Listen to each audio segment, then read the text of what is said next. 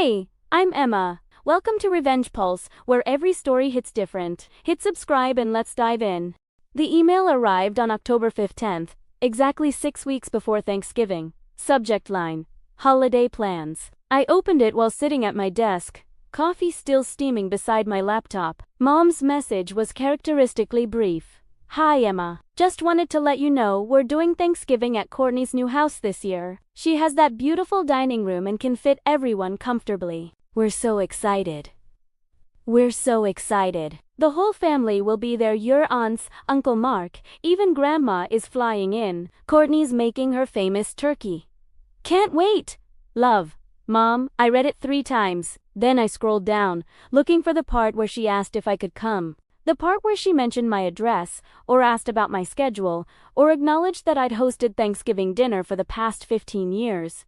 There was nothing else, just her signature and a string of turkey emojis. I picked up my phone and called. Mom answered on the 4th ring, slightly breathless.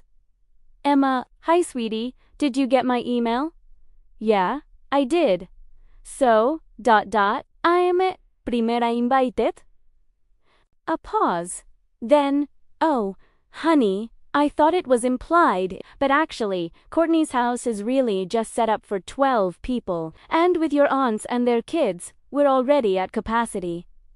You understand, right? I've hosted 16 people in my apartment for the past decade. Well, yes, but Courtney wants everything to be perfect. She's using her wedding china and everything. It's kind of a formal thing. Mom, I literally hosted you last year. And the year before, and every year since I was 23. And we appreciated that, sweetie, but Courtney just got that house, and you know how she is about hosting. She'd be devastated if we said no. You understand? It wasn't a question. Right? I said. I understand. I knew you would. You're always so flexible. Maybe you can do something with friends. I'll save you leftovers. She hung up before I could respond. I sat there holding my phone, staring at the email. 15 years. I'd hosted Thanksgiving since I was 23 years old. When I first moved to New York and insisted everyone come to my tiny studio apartment, I'd upgraded apartments 3 times since then, always making sure I had space for the family table. I remembered that first Thanksgiving. I'd been so proud. I'd spent 2 days cooking, bought a dining table specifically big enough for everyone, used my first paycheck from my editorial job to buy real wine glasses instead of plastic cups. Mom had spent most of the dinner on her phone. Courtney, my younger sister, Golden from Birthhead, complained that my apartment didn't have parking, but they'd come every year after that. Every single year, I'd clear my schedule, spend days preparing, and host them all. And now, the moment Courtney had a beautiful dining room, there suddenly wasn't room for me. My business partner Marco appeared in my office doorway. You good? You look like someone just canceled Christmas. Thanksgiving? Actually. He raised an eyebrow. I told him about the email. Wait, he said, leaning against the doorframe. You've hosted for 15 years, and they just uninvited you. Apparently, there's no room. Emma, you have a 3-bedroom apartment in Tribeca, but Courtney has wedding china. Marco shook his head. That's cold, even for families.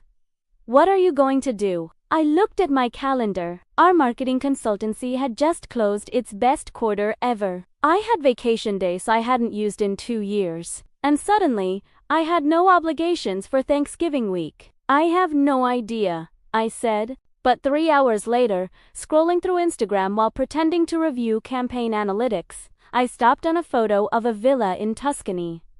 Golden light.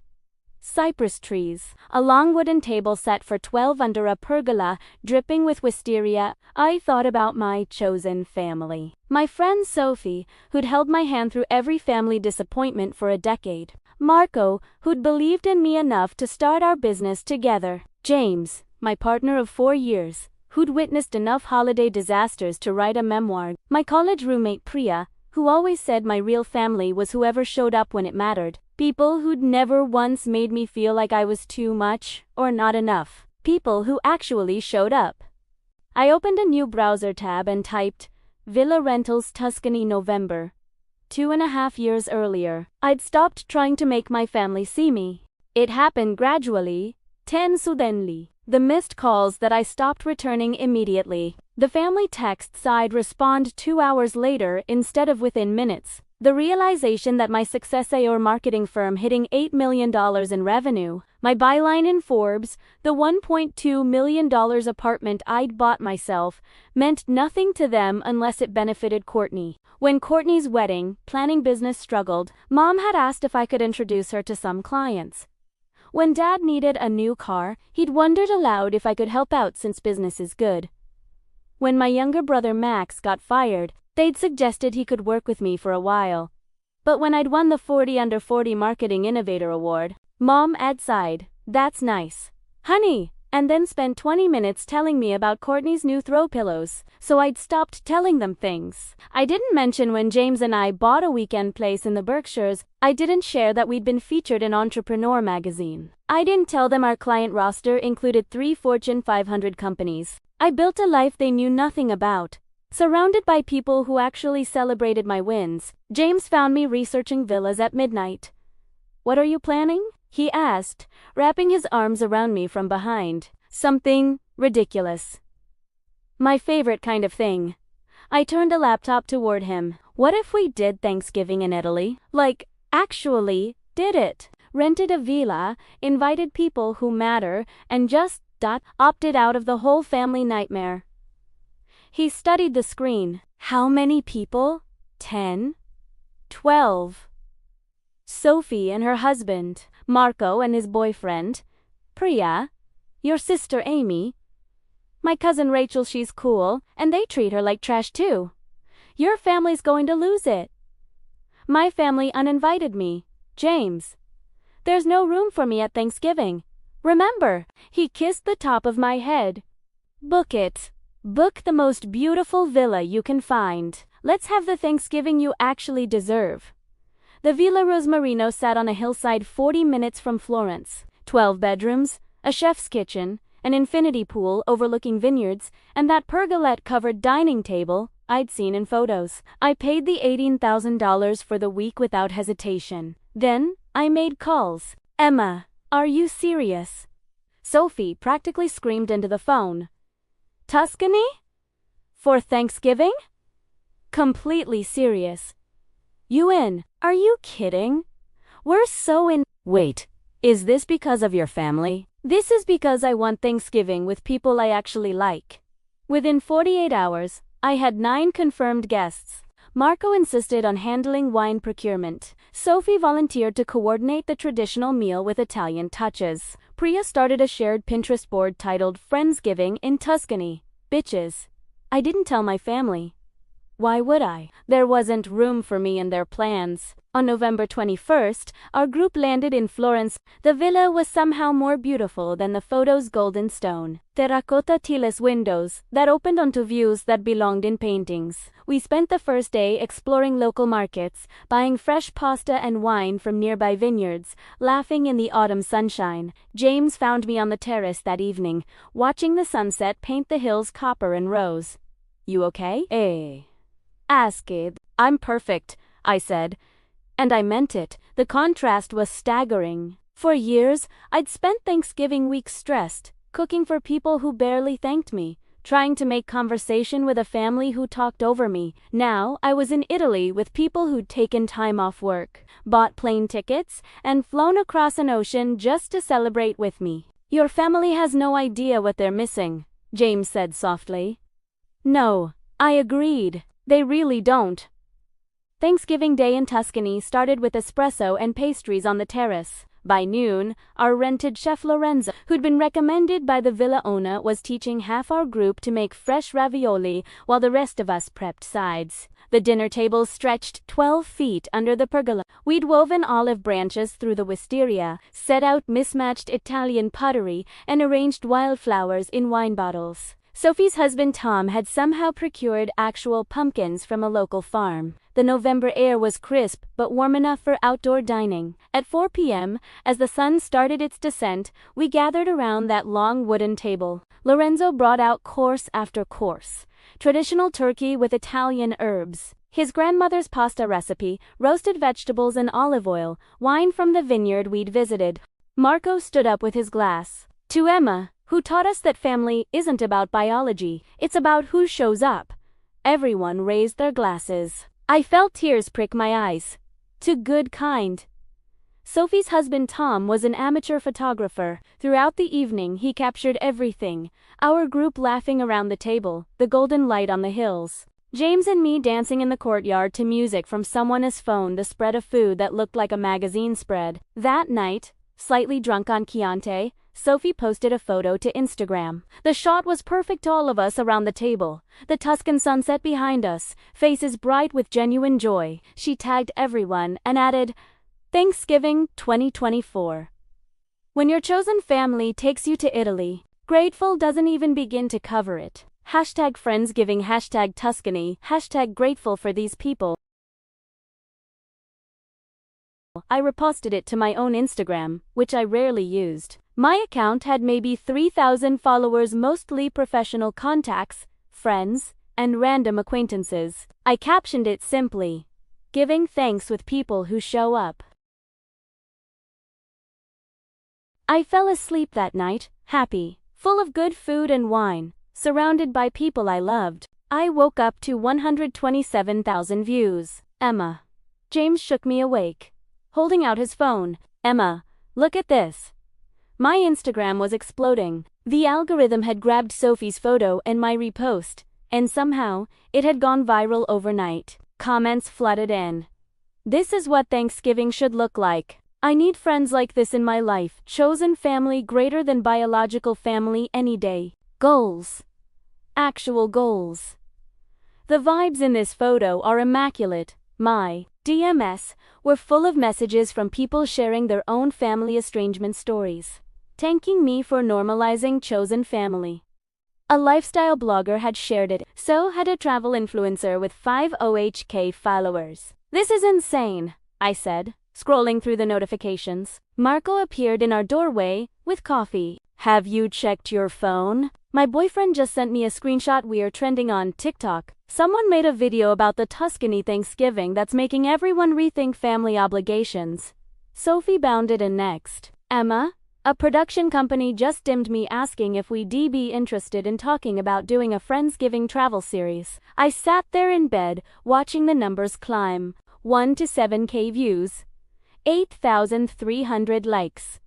2,100 shares. Then my phone buzzed with a text. Mom? Emma, call me. Now. My stomach dropped. I showed James. Don't call her yet, he said. Enjoy your coffee first. Whatever this is, it can wait. But I knew what it was. Somehow, my family had seen it. I was right. Over the next hour, the texts rolled in. Mom, I can't believe you went to Italy and didn't tell us. How could you afford that? We need to talk, Courtney. So you can't come to my Thanksgiving, but you can fly to Europe? This is so disrespectful. Dad, your mother is very upset. You should call her. Aunt Linda. Saw your photos. Sweetie. Looks expensive. Must be nice to have that kind of money. Your cousin is struggling with medical bills maybe. Family should come first. I stared at my phone, watching the messages accumulate. 15 hours after being uninvited to Thanksgiving, not a single person had checked if I was okay. But 12 hours after posting a photo that went viral, suddenly I was getting demands for calls and lectures about respect. The timing was almost funny. There it is, I said to James. Right on schedule. He read over my shoulder and shook his head. The audacity is actually impressive. That afternoon, while the rest of our group went wine tasting, I sat on the terrace with my phone. The texts had evolved from demanding to guilt-tripping. Mom, I don't understand why you're ignoring us. After everything we've done for you. I won't be around forever. Emma, Courtney. Everyone's asking me why you weren't at Thanksgiving. You made me look bad. And now you're flaunting your money online. Really mature. Then, at 3 p.m. Italian time, 9 a.m. back home, my phone rang. Mom's face filled the screen on FaceTime. I almost didn't answer. but something in me needed to hear what she'd say. Mom, Emma. Finally.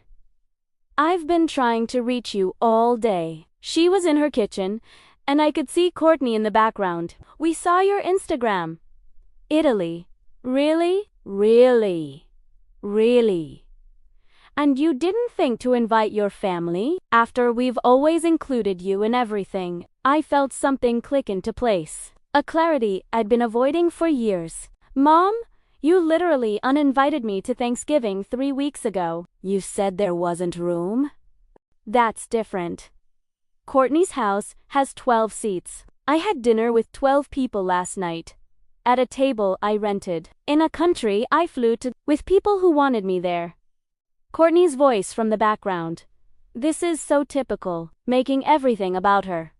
I continued, my voice steady. You said there wasn't room for me, so I found room elsewhere. But Italy, Emma. That must have cost a fortune. If you have that kind of money, you should be helping your family. Your sister's business could really use an investment, and your brother needs. There it is. Excuse me, you didn't call because you missed me at Thanksgiving. You called because you saw I spent money on something that didn't benefit you? That's not fair. We're your family. Family shows up, Mom.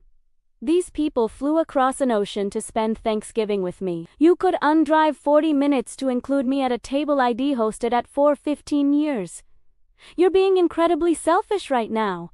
I know, I said. I learned from the best.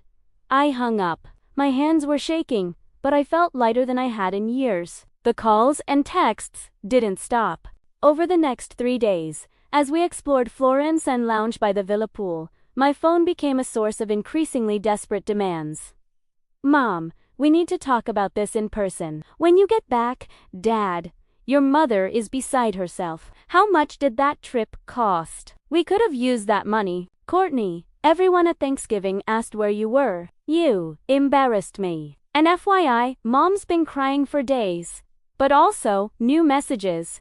Cousin Rachel, that villa looks amazing. I noticed they didn't invite me either. Interesting how that works. My college friend Mia, your Thanksgiving looked perfect. Mine was a nightmare. How do you set boundaries like that? Even strangers weighed in. A comment on my Instagram from someone named Jennifer. My family did this same thing. Seeing you choose yourself gave me permission to do the same. Thank you. When we got back to New York on November 27th, I had 43 missed calls from my family and 247K views on the Instagram post. Mom texted. Coming to your apartment tomorrow at 10 a.m. We need to discuss this situation. Not asking. Telling. James looked at the message. Are you going to let them come? No. But I'll meet them. On my terms, I suggested a coffee shop in Midtown Public, neutral, nowhere near my home. Mom agreed, which told me she was planning something. She arrived with Courtney and Dad. All 3 of them looked like they were attending a funeral. We sat at a corner table. I had my coffee already. They ordered nothing. Emma started, her voice dripping with practiced hurt. Do you have any idea how humiliating this has been? Everyone saw those photos. Everyone knows you chose strangers over your family. They're not strangers. They're my friends. Your friends aren't your family, Courtney snapped. We are. And you made us look like terrible people. I didn't make you look like anything. I posted a photo of my Thanksgiving dinner. Dad cleared his throat. The issue, Emma, is the expense. That villa, the flights, the food, that must have been $25,000 minimum. That's money that could have helped this family. There it was. The real conversation. How I spend my money isn't your concern.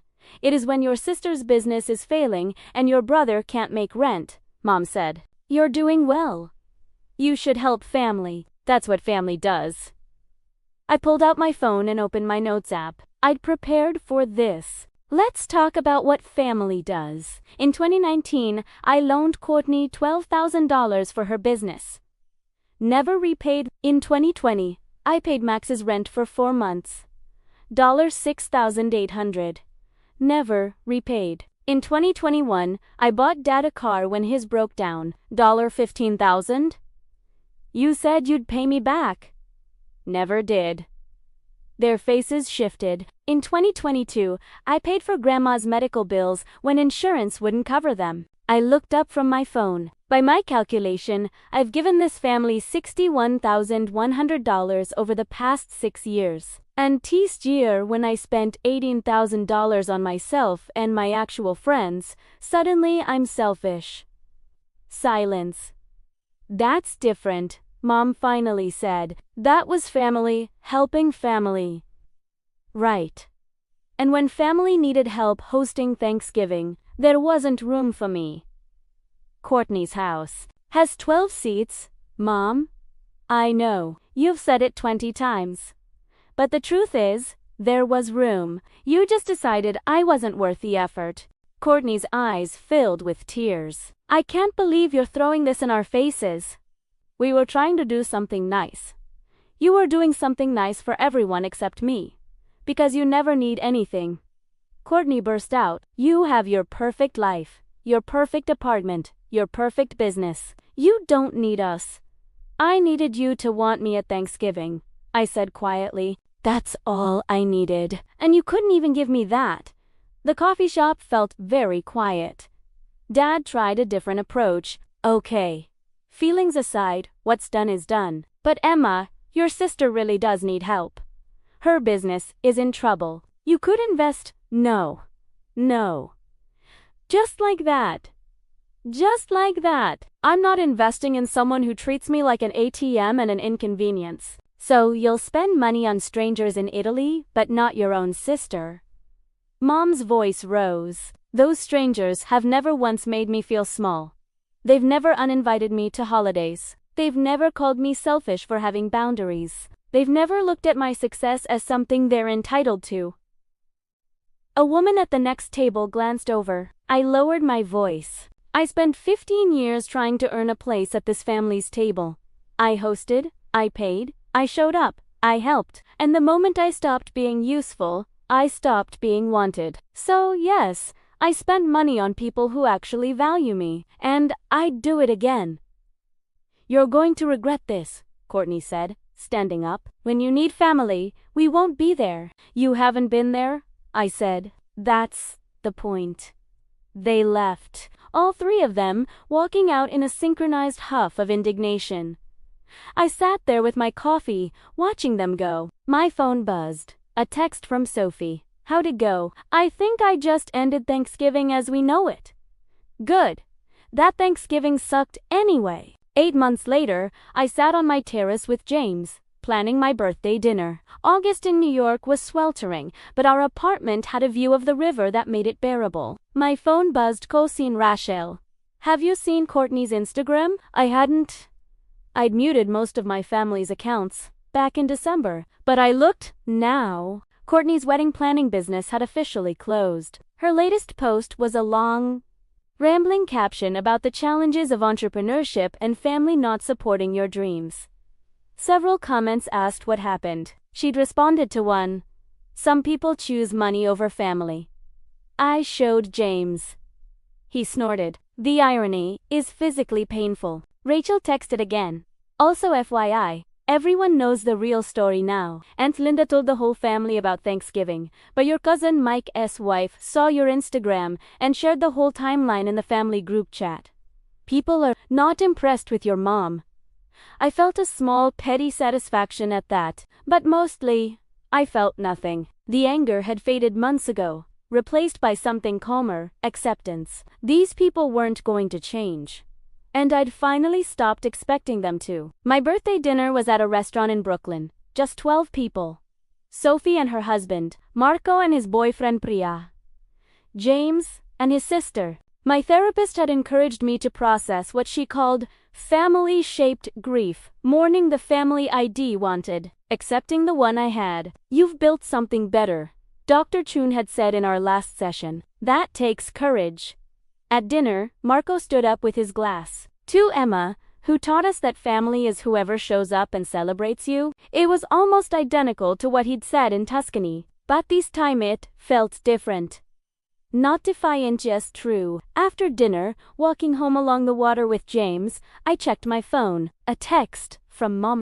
I hope you're happy with how things turned out. I considered responding. Considered explaining one more time that I hadn't done this to them, I'd done it for myself. That boundaries weren't punishment. They were self-preservation. Instead, I deleted the message. Nothing, James asked. Nothing worth responding to. He squeezed my hand. 2 weeks later, Dad called. I almost didn't answer, but something made me pick up. Emma. Hi? He sounded uncertain, which was new. I wanted to call. Not because your mom asked me to, because I've been thinking. Okay.